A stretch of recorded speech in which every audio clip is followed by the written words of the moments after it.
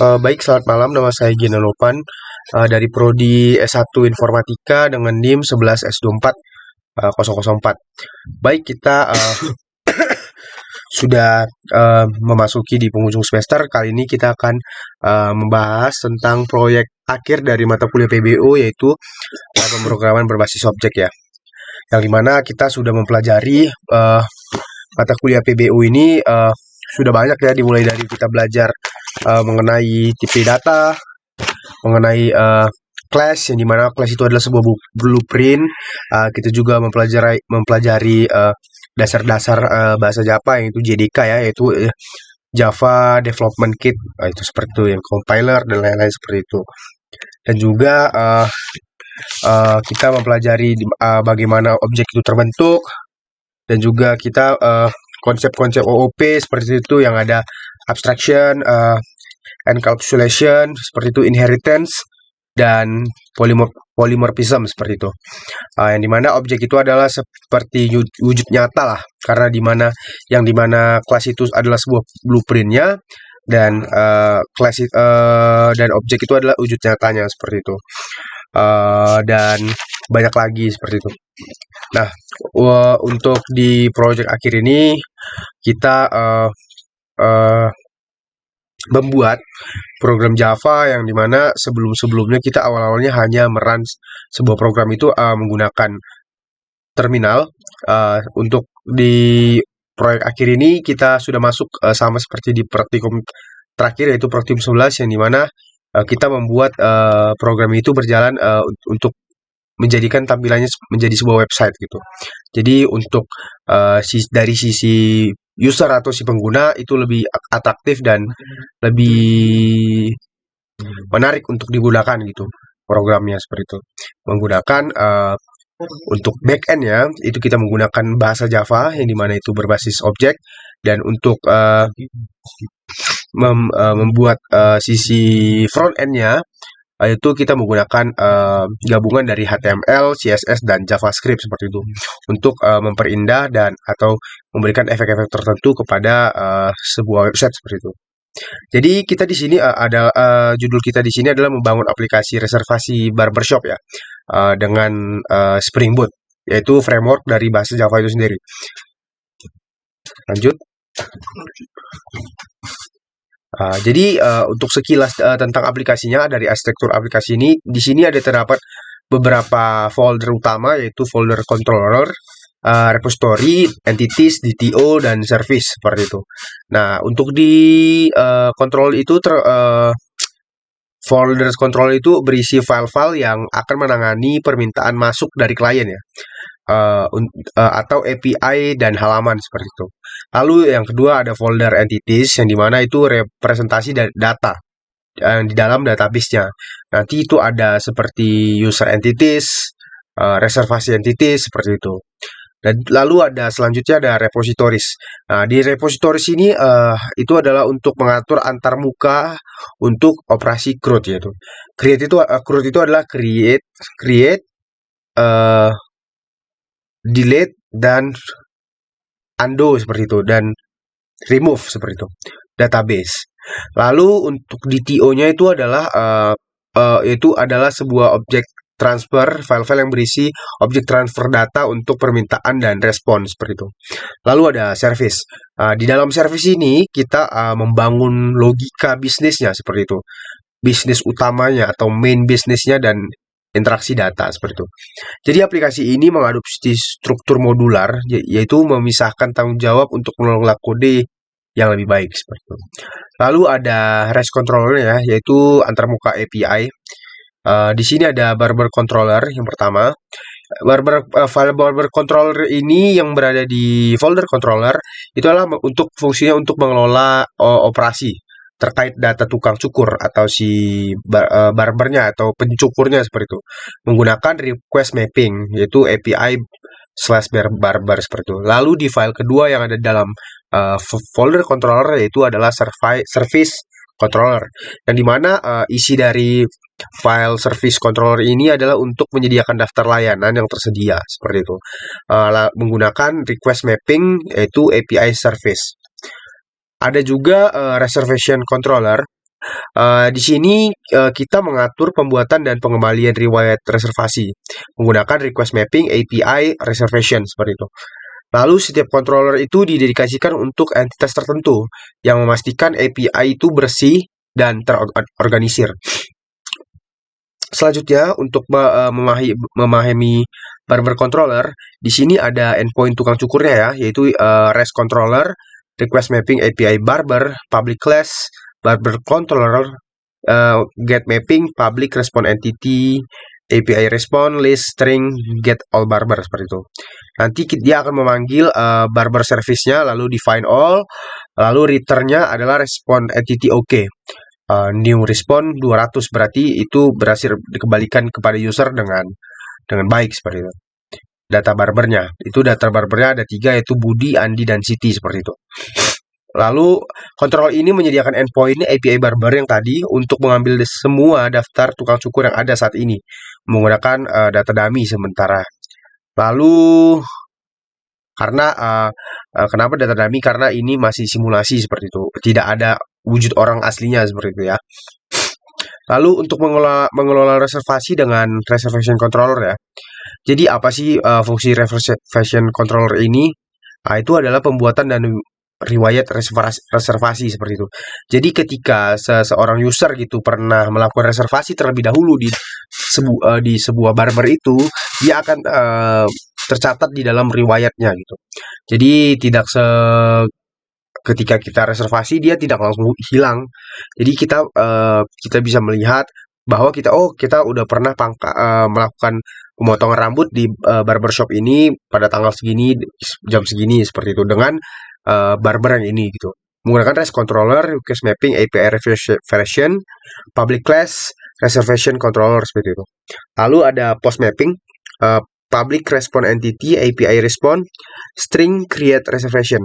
Nanti dia akan memanggil reservation service, lalu create, return response entity OK. Seperti itu. Nanti dia juga akan memberikan my history gitu ya, bisa memberikan my history. Lalu dia akan mengambil history berdasarkan user yang login. Contohnya kita ada yang terdaftar itu ada 5 user. Nah, 5 user itu di sisi admin itu akan terlihat 5-5-nya. Tetapi jika di user A, dia tidak bisa melihat histori si user B gitu. Dia akan diblok atau dibatasi seperti itu. Untuk melihat si data-data dari si user B seperti itu. Jadi controller ini akan menangani logika inti untuk membuat reservasi baru seperti itu. Via post API reservation dan melihat riwayat reservasi pengguna yang login. Seperti itu. Lalu ada service controller. Nah, di service controller ini itu adalah daftar layanan atau endpoint layanan, yaitu di mana kodenya adalah sekilas yaitu REST controller, request mapping API service, public class service controller, get mapping public response entity. Nanti dia akan memanggil service item entity lalu return response entity OK seperti itu. Untuk potong rambut dengan harga 50.000 saving 20.000 seperti itu. Jadi service control ini adalah untuk mengekspos endpoint API service yang mengembalikan daftar semua layanan yang tersedia. Lengkap dengan harga, ini penting untuk antarmuka pengguna yang dimana pelanggan dapat memilih layanannya seperti itu. Lalu ada page controller ya. Nah di page controller ini adalah rute halaman time live seperti itu. Di sini ada beberapa page seperti itu. Untuk pertama-tama ketika kita mengakses website ini kita akan langsung diarahkan ke sebuah halaman, itu halaman utamanya yaitu landing page. Ya, kenapa saya membuat landing page agar website ini lebih menarik. Jadi bisa dibatasi ketika seorang user itu punya token atau tidak. Jadi contohnya user yang hanya ingin melihat-lihat, kita bisa hanya mengakses sebatas di landing page ini. Landing page ini nanti akan berisi seperti layanan-layanan apa saja yang ada gitu, lokasi, seperti barber siapa aja yang ada gitu, dan info foto-foto tempat seperti itu. Dan servis-servis yang diberikan dari seorang dari sebuah tempat barber shop seperti itu. Halaman event ini yang dapat diakses oleh semua pengunjung. File landing HTML akan ditampilkan. Jadi untuk mengakses landing page ini kita tidak memerlukan token seperti itu. Kalau di bahasa pemrogramannya adalah token, bahasa ya AIT-nya itu adalah token, yaitu ketika user itu tidak memiliki token tertentu, seorang user itu tidak bisa mengakses seluruh page yang ada. Jadi page-page itu ada beberapa page yang akan disembunyikan di dalam programnya agar informasi-informasi krusial itu hanya bisa diakses oleh user yang memiliki otorisasi untuk mengakses page tertentu seperti itu. Lalu ada halaman login. Ketika kita tadi masuk ke halaman landing page tadi, kita bisa masuk ke halaman login untuk mengakses lebih banyak. Seperti tadi halaman-halaman seperti itu yang tidak bisa diakses oleh pengunjung-pengunjung tertentu gitu. Nah, lalu di halaman ini adalah untuk autentikasi pengguna untuk menampilkan, dan halaman ini menampilkan out login HTML seperti itu. Lalu bagaimana jika si user itu tidak memiliki akun? Nah, jika si user itu tidak memiliki akun, di situ nanti di login page ini akan ada sebuah button, yaitu ketika kita tidak memiliki akun, daftar di sini seperti itu. Jadi ketika kita mengklik daftar di sini, user itu akan dilempar ke page atau ke halaman register seperti itu. Nah, di halaman register ini selanjutnya di halaman register ini kita disitulah untuk membuat akun atau sign in, yaitu sign in atau membuat akun untuk pertama kali sebagai user. Jadi halaman ini untuk pendaftaran pengguna baru, yaitu menampilkan out register HTML. Lalu setelah kita login, setelah kita register dan login kita berhasil dan nama pengguna kita sudah terekam di database seperti itu, barulah kita bisa mengakses si halaman dashboardnya seperti itu. Jadi halaman utama ini adalah dashboard, ini adalah halaman utama setelah login, yang mungkin berisi seperti ringkasan atau fitur utama aplikasi di file dashboard HTML yang akan dirender, yang dimana disitulah kita bisa melakukan reservasi, disitulah kita bisa memilih waktu yang pemotongan rambut, disitulah kita bisa memilih waktu bisa memilih service apa saja yang akan kita ambil, seperti cat rambut atau potong rambut seperti itu. Dan juga kita di situ bisa untuk memilih barber mana yang tersedia seperti itu, dan kita bisa melihat harga-harganya. Berbeda dengan landing page tadi, yang dimana di landing page itu hanya ada beberapa informasi terbatas, tetapi di dashboard ini si user yang telah mendapatkan token mendapatkan akses lebih luas dan informasi-informasi lebih banyak dibandingkan si landing page tadi.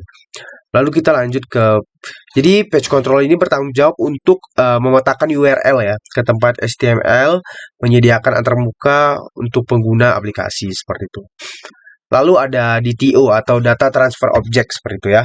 Lalu DTO ini adalah objek sederhana yang digunakan untuk mentransfer data antar lapisan aplikasi, yang dimana memastikan data yang bersih dan terstruktur. Yang pertama ada login request, yaitu menampung username dan password untuk proses login. Lalu ada register request, yaitu berisi detail pengguna baru seperti username, email, dan password. Lalu ada reservation request, yaitu mengumpulkan informasi reservasi yang berupa barber ID, service ID, dan booking time. Dan ada juga reservation response, yang dimana mengirimkan detail konfirmasi reservasi kepada klien, termasuk nama tukang cukur, layanan, harga, hingga waktu booking dan status seperti itu. Dan yang selanjutnya itu ada entitas atau entity, yaitu representasi database, yang dimana entitas ini mempresentasikan tabel-tabel dalam database, mendefinisikan struktur data. Seperti yang pertama itu barber, itu menyimpan informasi tentang barber entity gitu lah, menyimpan informasi tentang tukang cukur yang di mana tukang cukur itu memiliki ID, name, spesialisasi, ion, image URL itu foto barbernya seperti itu. Dan is available itu adalah sebuah nilai boolean yang menentukan apakah si barber itu sedang ready atau tidak, sedang bisa di booking atau tidak pada jam tertentu. Lalu ada service item. Nah, di file service item ini itu mendefinisikan setiap layanan yang ditawarkan. Nah, jadi setiap layanan itu memiliki ID juga. Contohnya layanan cukur seperti itu. Nah, layanan cukur itu memiliki ID. Nah, memiliki nama yaitu cukur dan deskripsinya dan harganya dan juga uh, waktunya. Contohnya kita mencukur 15 menit seperti itu. Lalu ada reservation. Nah, di reservation ini adalah untuk merekam tiap reservasi. Nah, di setiap reservasi contohnya user A. Nah, si user A ini melakukan reservasi itu pada untuk hari Selasa di jam 1. Nah, itu dia akan terekam dan akan diberi ID gitu.